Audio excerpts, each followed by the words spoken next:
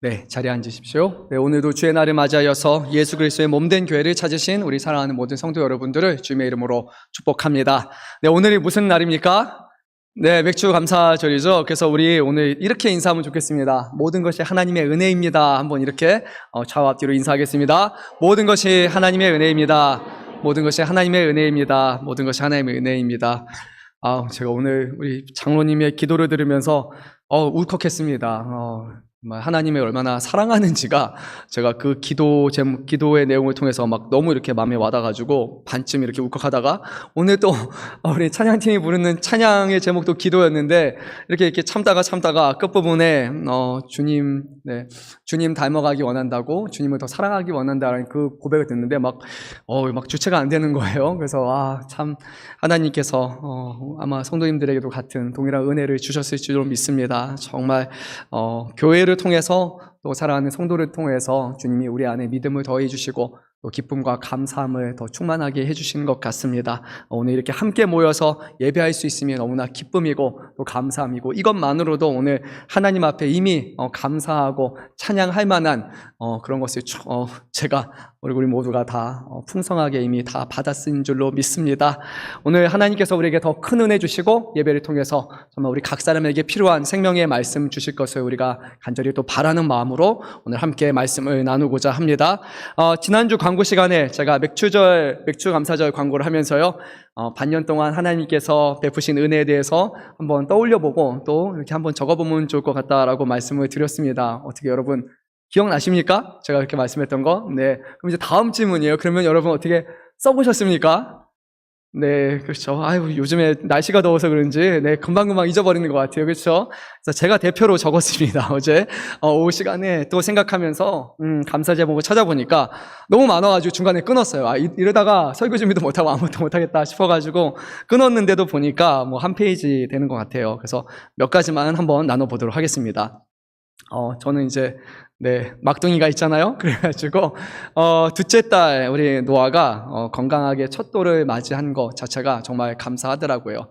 나이가 저도 있고, 저희 사모도 이제 나이가 있는데, 근데 아이가 순산했고, 또 지금 건강하게 자라는 거 보니까, 요즘 보니까 첫째보다 더 활발한 것 같아가지고, 네, 기대가 많이 되는데요. 네, 그래서 건강하게 돌 맞이한 거 감사드리고, 우리 가족, 믿음 가운데 거하게 해주신 거 감사드리고, 또 둘째가 이제 어린이집 다니기 시작했는데 잘 다니고 그리고 좋은 선생님 만나게 된 거에 대해서 또 감사드리고, 또 상반기 돌아보니까 교육 일정이 제가 참 많았거든요. 근데 교육 일정 잘 끝마치게 해주신 거에 대해서 또 감사드리고, 그리고 이제 원래 작년에 제가 목회학 석사죠. 저희가 원래 목회자가 되기 위해서는 목회 석사를 하고, 그러고 나서 추가적으로 좀 더 공부하고 싶어가지고 이제 충신대 신학대학원에 제가 신약학 석사로 들어갔는데 이런저런 일정이 많았어요. 담임 목사가 되면서 또 휴학을 하고, 그러고 나서 이제 복학해야지 했는데 예상치도 않게 둘째가 이제 태어나면서 휴가 또 휴가해가지고 1년을 또 이렇게 제가 휴학을 했는데.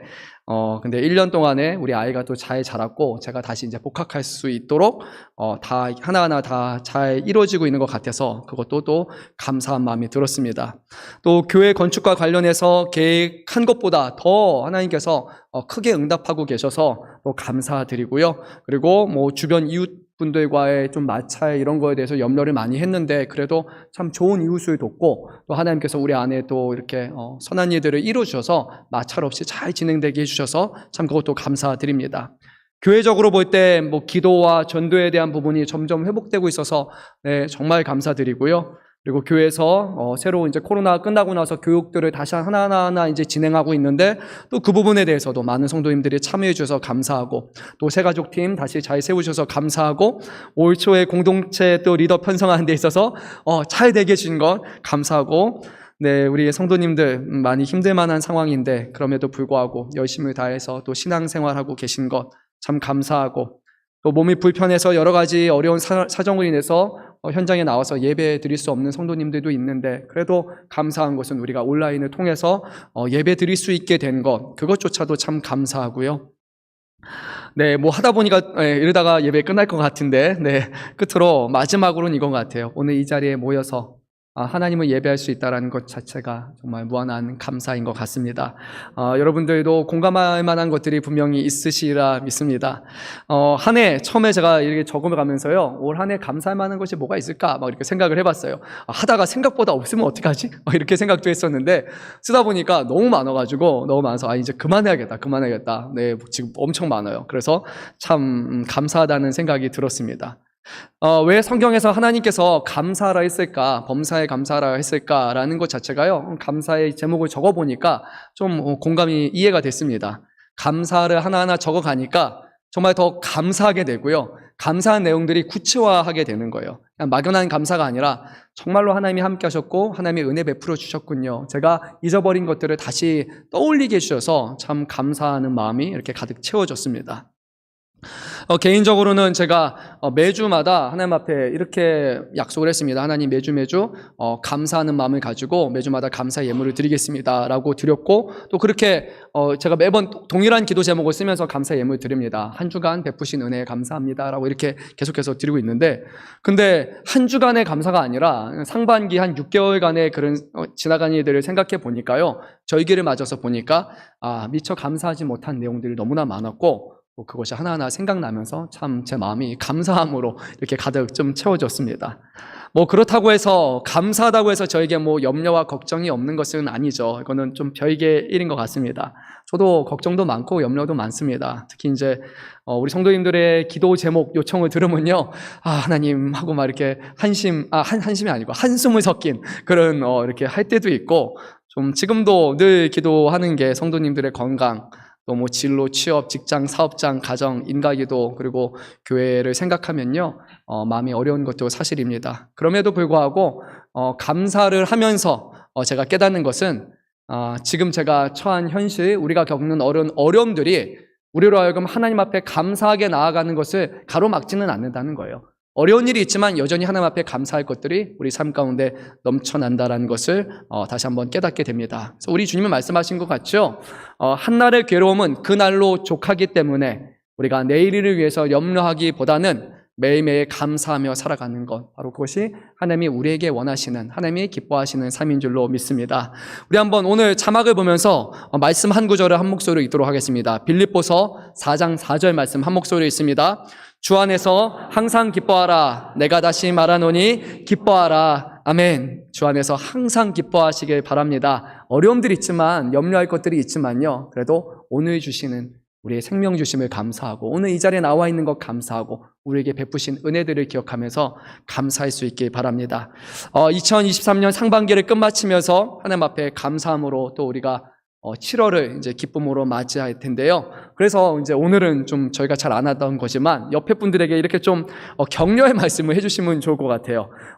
이렇게 하면 좋을 것 같아요. 수고 많으셨습니다. 잘하셨습니다. 잘 될 줄로 믿습니다. 한번 이렇게 서로 격려의 말씀 할까요?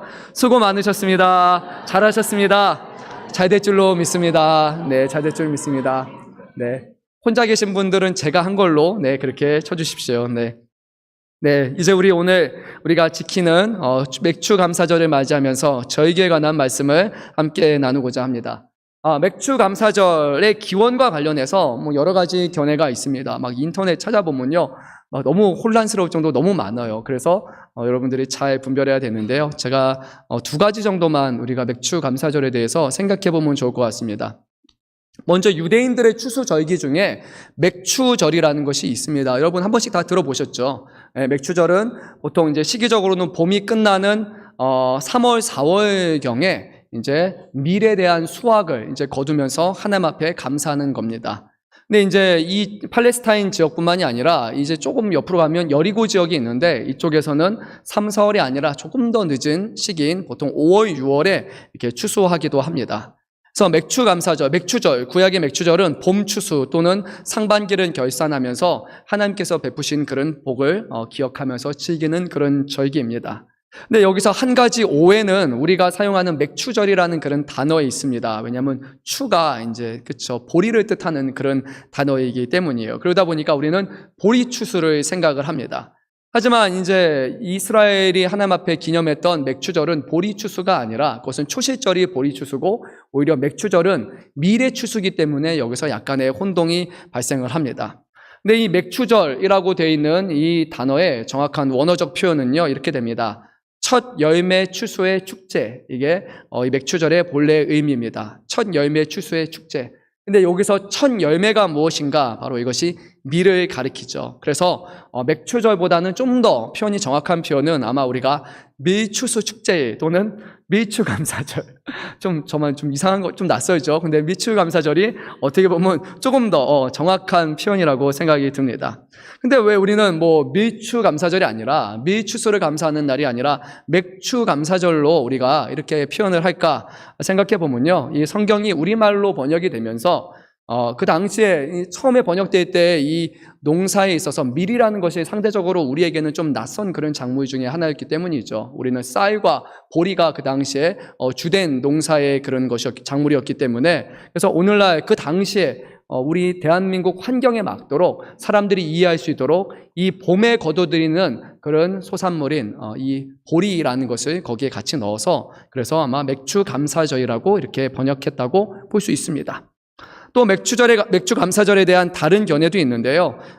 이 김진규 백석대학교 구약학 교수님이신 김진규 교수님은요, 이 맥추감사절의 기원에 대해서 우리의 신앙의 선조, 대한민국의 신앙 선조들이 이 보리 추수를 6월 중순에서 말경에 끝마치고 하나님께 수확의 감사를 드리는 절기로 지킨 것에서부터 이 맥추감사절이 시작을 했고, 이 절기는 한국 교회의 고유한 절기다라고 이렇게 주장한 바가 있습니다.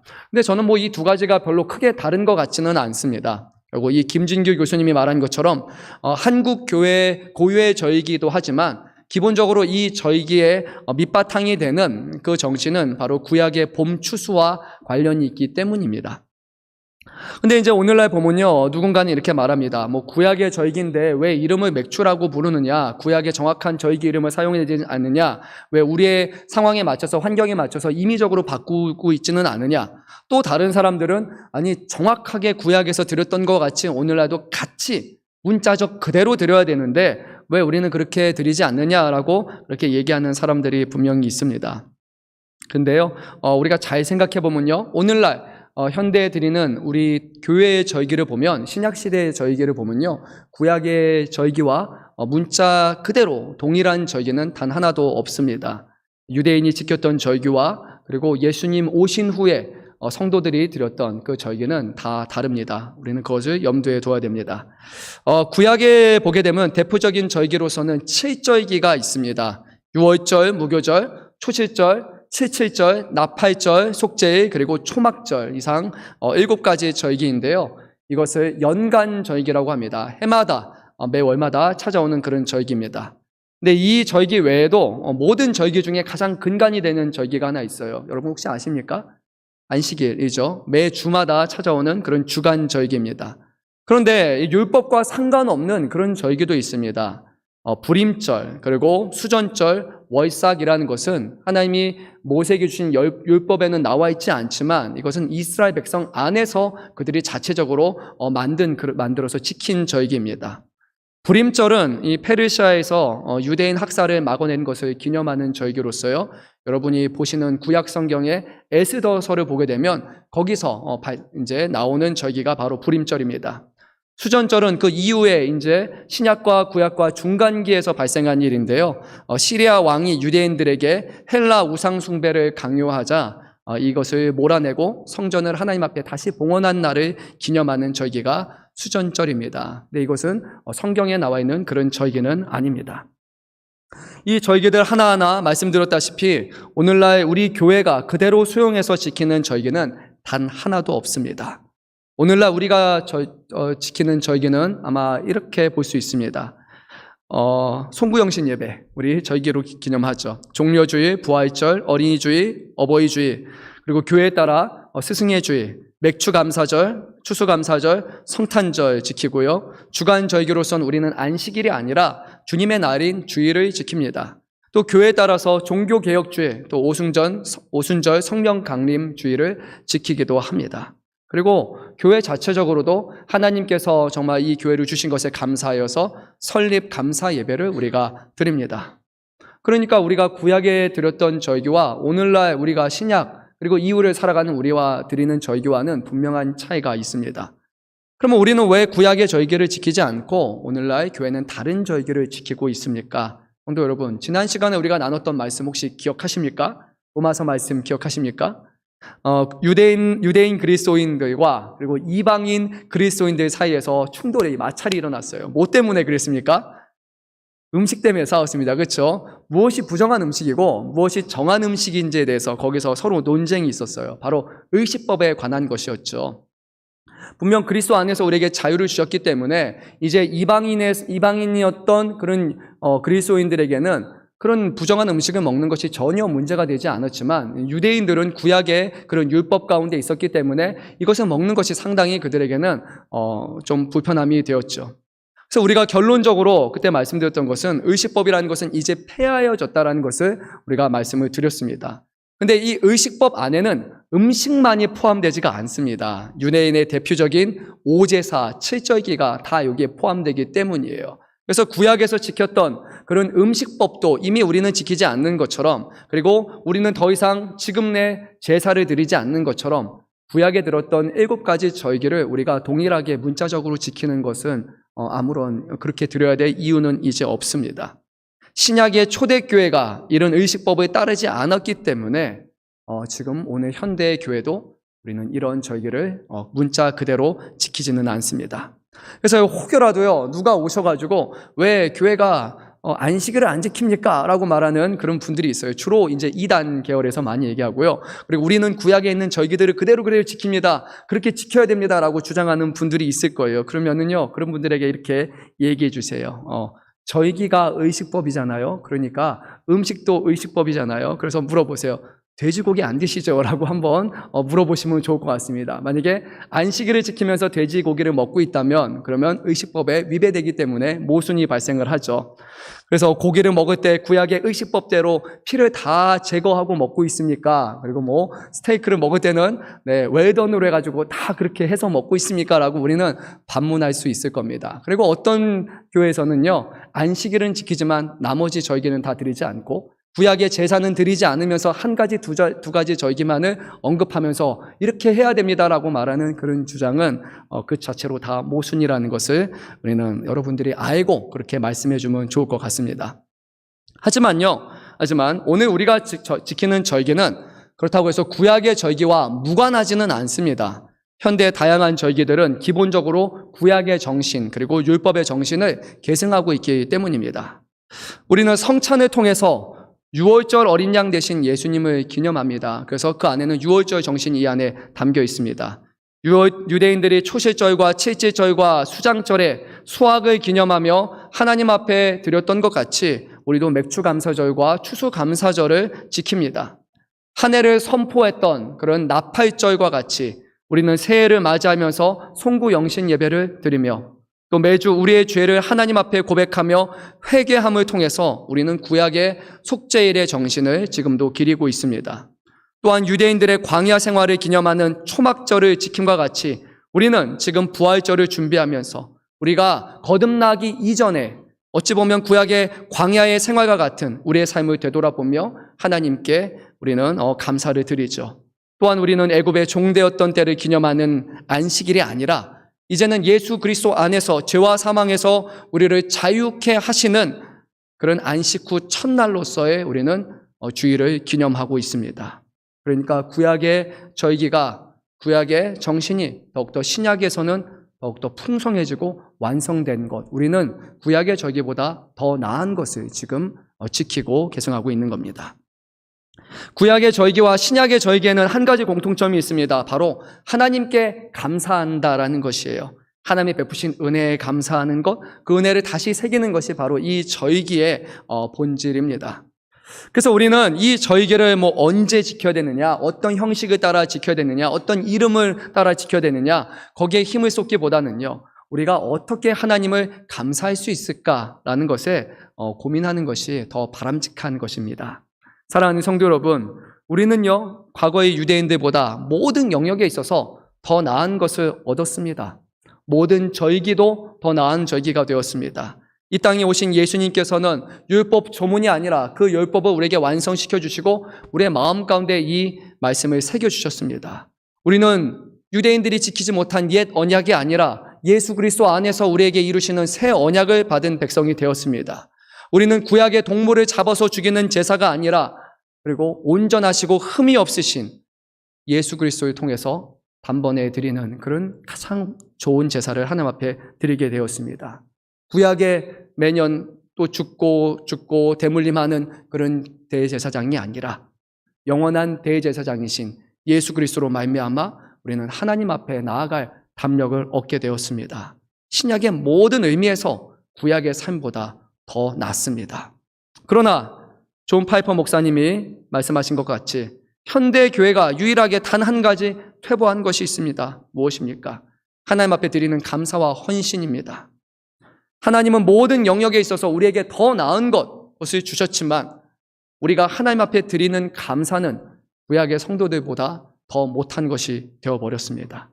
받은 은혜에 항상 감사해야 되지만 우리는 구약의 성도들보다 못하게 되었고 뿐만 아니라 종교적인 문제로 인해서 늘 환난과 핍박이 삶의 일부가 되었던 그런 초대교회 성도들보다도 우리는 그 감사가 더 줄어들고 말았습니다. 사랑하는 성도 여러분, 오늘 우리가 맥주감사절을 지키면서 다시 한번 하나님을 향한 감사를 회복하시길 바랍니다. 구약의 성도보다 모든 것을 더 나은 것을 받았기에 우리가 오늘 하나님 앞에 드려야 되는 감사는 의식의 수준에 머무르는 감사가 아니라 우리의 마음과 뜻과 정성을 다하여서 우리의 구원자 되시는 우리의 창조주 되시는 하나님 앞에 드리는 진실된 감사로 우리는 하나님 앞에 나아갈 줄로 믿습니다. 이제 오늘 본문에서 하나님께서 저희를 우리에게 어떻게 지키라고 하셨는지를 우리가 함께 살펴보고자 합니다. 10절과 11절 이 두 말씀을 보게 되면요, 우리가 하나님 앞에 저희를 지키면서 해야 될 두 가지 사항에 대해서 하나님은 말씀하셨습니다. 첫째는 하나님 앞에 예물을 준비하여 드리는 것이고, 둘째는 이 절기를 혼자서 지키는 것이 아니라 모든 사람과 함께, 그리고 하나님이 택하시고 지정하신 그 장소인 성막 또는 오늘날의 교회에서 이것을 즐겁게 지키라는 것입니다. 우리 먼저 본문의 10절 말씀을 합독하겠습니다. 내 하나님 여호와 앞에 77절을 지키되 내 하나님 여호와께서 내게 복을 주신 대로 내 힘을 헤아려 자원하는 예물을 드리고. 아멘. 하나님께서 우리에게 요구하신 첫 번째는요, 하나님 앞에 자원하는 예물을 드리라는 겁니다. 그냥 예물이 아니라, 의무적인 예물이 아니라 자원하는 예물이라고 하나님은 말씀하셨습니다. 어떤 분들은 이 말씀을 들으면요, 이렇게 생각할 수 있어요. 자원하는 예물? 그러면 내가 드리고 싶은 예물을 드리면 되는 거지? 라고 생각할 수도 있고, 그리고 또 한 해를 생각해 보니까 별로 그렇게 감사한 게 없어요. 마음이 이렇게 동하지가 않아요. 그러면 그냥 내가 굳이 자원 안 해도 되겠다라고 그렇게 생각할 수 있습니다. 내가 기쁘고 감사함은 하나님 앞에 드리고 감사한 게 별로 없으면 드리지 않는 것이라고 생각할 수 있지만, 오늘 성경에서 말하는 의미는 그런 것이 아닙니다. 구약적인 배경에서 자원하는 예물이란 하나님 앞에 감사함으로 드리는 예물을 뜻합니다. 그러니까 자원하느냐 안 하느냐가 아니라 자원해서 드리는 예물이 따로 있다는 겁니다. 자원하여 드리는 예물은 좀 다른 예물과 큰 특징이 하나가 있는데요, 일반적인 하나님 앞에 제사를 드리는 예물에는요, 반드시 흠이 없고 거룩한 것을 하나님 앞에 드려야 됩니다. 하나님은 거룩하시기 때문에, 하나님은 완전하시기 때문에 동물에게 자그마한 흠이라도 있으면 그것은 하나님 앞에 드릴 수가 없는 거예요. 그런데 유독 하나님께서는 감사의 제물로 드리는, 그런 자원함으로 드리는 제물만은 흠이 있어도 하나님은 그것을 받아주셨습니다. 이 자원하는 예물에 담겨있는 그 자원이라는 것과 그 안에 담겨있는 감사라는 것을 하나님은 중히 여기셨기 때문이죠. 그래서 오늘 말씀에 쭉 아래 좀 더 내려가다 보면요, 16절, 17절에서 이 유대인의 대표적인 세 개의 절기를 종합하면서 거기에는 오늘 77절로 되어 있는 맥추절도 포함되어 있는데요, 우리가 어떠한 방식으로 이 절기를 지켜야 하는지를 다시 한번 정리해서 확인시켜 주십니다. 우리 한번 이 두 절 말씀도 한 목소리로 읽도록 하겠습니다. 너희 가운데 모든 남자는 1년에 3번 곧 무교절과 칠칠절과 초막절에 내 하나님 여호와께서 택하신 곳에서 여호와를 배웁되 빈손으로 여호와를 배웁지 말고 각 사람이 내 하나님 여호와께서 주신 복을 따라 그 힘대로 드릴지니라. 아멘. 그러니까 앞에서 자원하러 드리라 라고 말씀하시고 그 아래서는 빈손으로 드리지 말라 라고 하신 그 이유는 바로 자원하는 제물이라는 것이 따로 있기 때문입니다. 여기서 두 가지를 말씀하십니다. 빈손으로 드리지 말라. 그리고 내 하나님 여호와께서 주신 복을 따라 그 힘대로 드리라, 힘껏 드리라입니다. 즉 말씀한 것처럼요, 자원하는 제물이란 내가 드리고 싶으면 드리고 아닌 것이 아니라 하나님 앞에 가장 기뻐하실 만한 것을 우리가 준비하고 힘껏 준비해서 하나님 앞에 드리는 것, 바로 그것이 이 자원하는 예물이라는 것을 기억해야 됩니다. 또한 하나님께서 우리가 하나님 앞에 제물을 드릴 때 그냥 우리의 마음 정도에 따라 드리는 것이 아니라 주신 복을 따라 그 힘대로 드리라는 말씀을 생각해 봐야 되는데요. 이 말씀은 먼저 하나님이 우리에게 복을 주시는 하나님이라는 것을 의미합니다. 여러분은 어떻게 생각하십니까? 하나님이 여러분에게 복 주시는 하나님이심을 믿습니까? 때에 따라 가장 좋은 것을 먹이시고 입히시고, 때로는 우리에게 고난처럼 여겨지고 좀 힘든 일들도 있지만 하나님은 그것을 넘어설 수 있는 믿음을 주시고 감당할 만한 시험만을 주시고, 그리고 그 어려움을 이겨내는 자에게 하나님이 우리에게 믿음을 더욱더 성장케 하시고 우리 삶 가운데 풍요로움을 베풀어 주시는 하나님임을 믿으십니까? 아멘. 네, 은혜가 됩니다. 네, 우리가 하나님 앞에 하나님이 우리에게 복 주신다라는 것을 인정할 때 비로소 우리는 하나님 앞에 자원하는 마음으로 예물을 드릴 수 있습니다. 그래서 하나님은 복 주시는 하나님이라고 말씀하십니다. 구약적인 배경에서 이 말씀을 우리가 봐야 되는데요. 이 말씀을 언제 하셨냐라고 보면요, 광야의 1세대, 출애굽한 세대가 결국 하나님의 말씀에 불순종했어요. 그리고 가데스 바냐에서 하나님의 말씀대로 들어가라고 했는데, 아니요, 우리가 12명의 정탐꾼을 보내겠습니다. 그리고 정탐꾼이 돌아오니까 하는 말이 그 땅이 좋기는 하지만 우리가 사지로 들어가는 것 같습니다라고 사람들이 원망을 하죠. 그래서 우리가 들어가지 않겠다라고 불순종을 합니다. 결국 거기서 하나님이 말씀하셨습니다. 광야 1세대들은 두 사람, 여호수아와 갈렙을 제외하고는 다 죽을 것이고, 하나님께서는 그의 자녀들을 바로 그 가나안 땅으로 들어가게 하시겠다고 약속을 하셨습니다.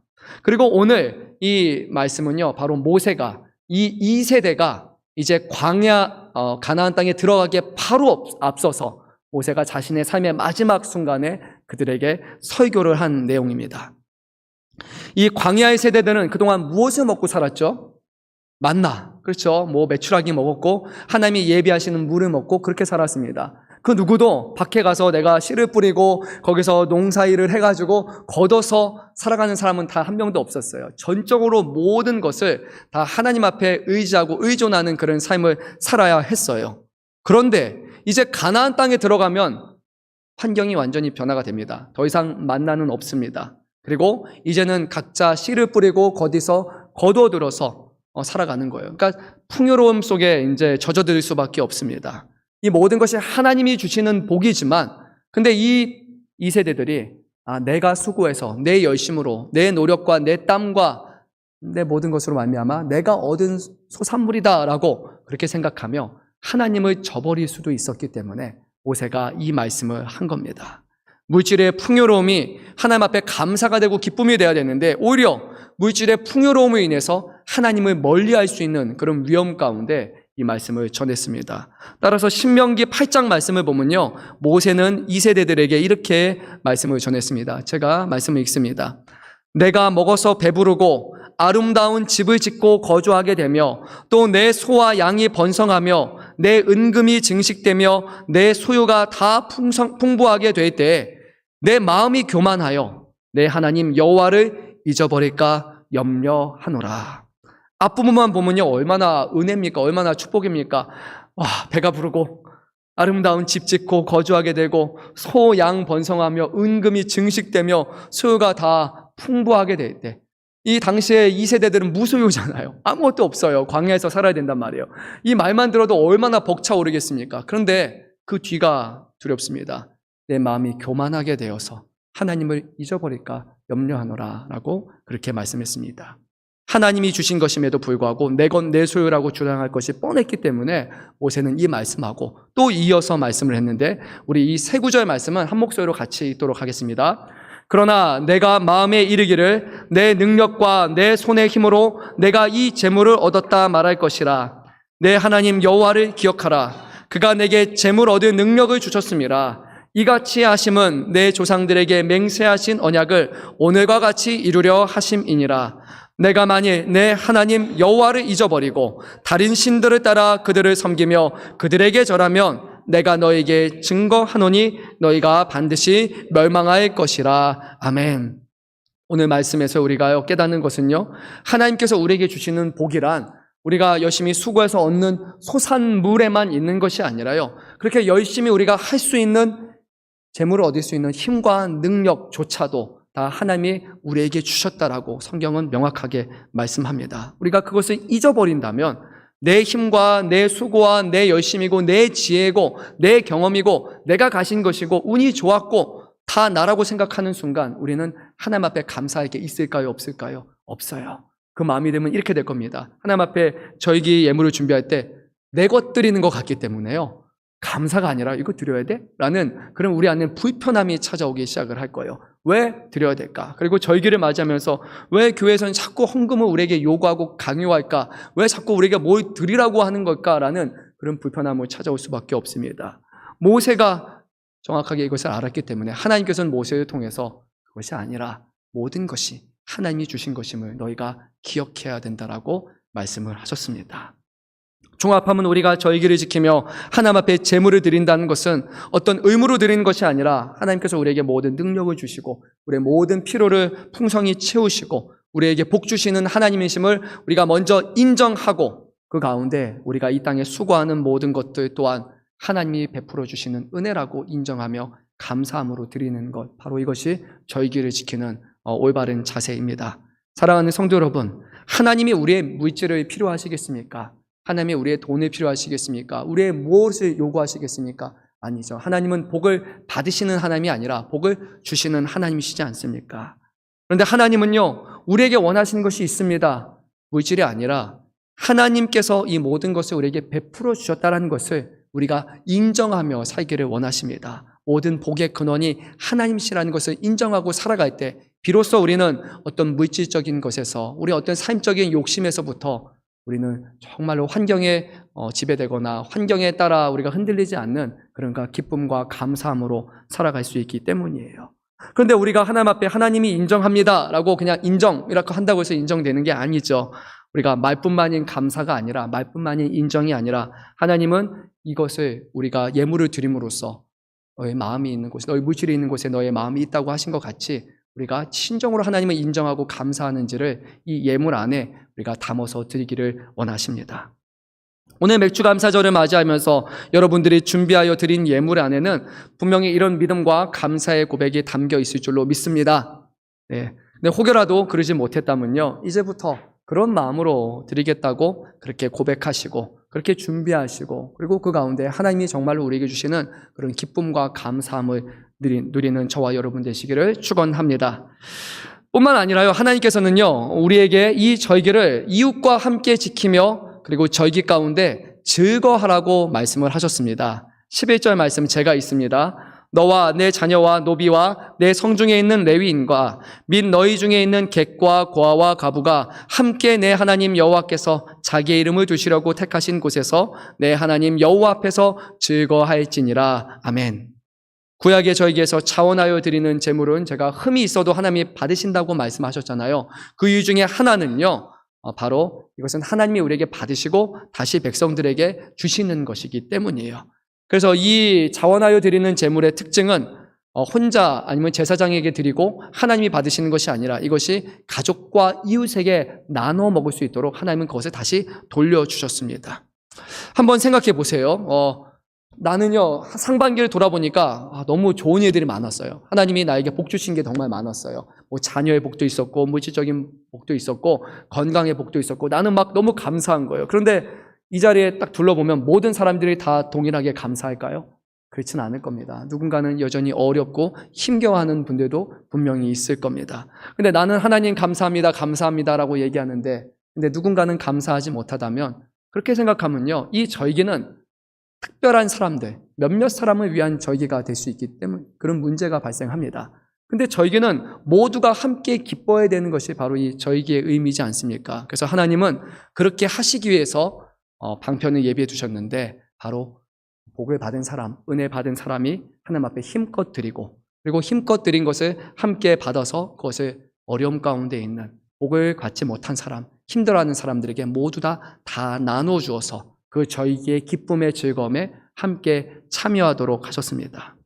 그래서 하나님께서는 먼저는 너와 내 자녀에서 시작해서요, 그리고 가정에서 일하는 노비와 성중에서 수고하는 레위인과 함께 이것을 나눠 먹으라고 하셨고, 뿐만 아니라 집을 떠나서 지금 타지에 머무르고 있는 객인데 그 객이 근처에 있다면, 너희 집에 있다면 그 객에게도 함께 나눠주고, 또한 고아와 과부같이 돌봄이 필요한 모든 사람들에게 다 이것을 함께 나누고 즐거워하라고 말씀하셨습니다. 그래서 이날은 먼저 하나님께 감사하고 그 감사함을 모든 이들에게 함께 나누며 즐거워하는 날입니다.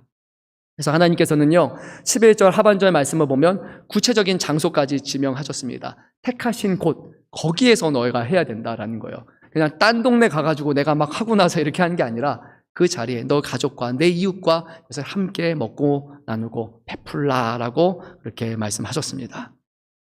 구약의 제사 제물 중에 하나님이 받으시는 것은 기름진 것, 우리가 먹지 않는 것을 하나님은 받으셨고, 제사 제물 중에 일부는 제사장의 몫으로 주어졌는데 이 절기의 제물은 모든 사람에게 다 주시는 하나님의 은혜고 복이었습니다. 하나님은 이 절기를 통해서 모든 사람들이 다 하나님의 복 주심을 경험하기를 원하셨습니다. 사랑하는 성도 여러분, 오늘 우리가 이 맥주 감사절을 기린다라는 것, 지킨다라는 것은요, 바로 이런 절기의 정신을 물려받는 것입니다. 한 사람, 두 사람만이 즐거워하는 것이 아니라 우리 모두가 이 자리에 함께 감사하고 즐거워할 수 있어야 됩니다. 누군가는 그렇지 못한 사람이 있다면요, 정말 그 사람이 어떻게 하면 즐거워할 수 있을까, 기뻐할 수 있을까, 그 사람을 생각하면서 말로 격려가 되거나 때로는 도움을 줄 수 있다면 그렇게 도우고 베푸는 것을 통해서 우리는 즐거움을 얻을 수 있어야 됩니다. 우리가 오늘 드리는 이 예물은요, 먼저 하나님 앞에 드리는 것이고 하나님께 기쁨이 되며, 또한 이 드리는 예물을 통해서 교회가 세워지게 되며 영육간에 도움이 필요한 성도들에게, 그리고 또한 교회 바깥에서 도움이 필요한 사람들에게 이 예물은 사용되게 됩니다. 또한 선교지에서 이 드려진 예물들은 영혼을 구원하는 일에 있어서 드려지게 됩니다. 결국 이 예물은 우리로부터 시작해서 온 열방까지 나눠주고 많은 사람들에게 즐거움이 되는 그런 하나님의 복주심을 선포하는 예물이 되는 것입니다. 하나님은 여러분과 우리가 한 사람 한 사람이 드리는 믿음의 그 예물을 통해서 이 예물을 드리는 자와 또 이 예물을 통해서 도움을 받는 자 모두 하나님께 감사와 찬양을 받으십니다. 끝으로 우리가 이 절기를 지키면서 생각해야 할 것이 한 가지가 있습니다. 우리가 드리는 이 예물은요, 우리가 무엇을 받기 위해서 드리는 것이 아니에요. 투자 개념이 아니라는 것 여러분 다 아시죠? 그것이 아니라 하나님께서 우리에게 베푸신 은혜에 감사하여 드리는 거예요.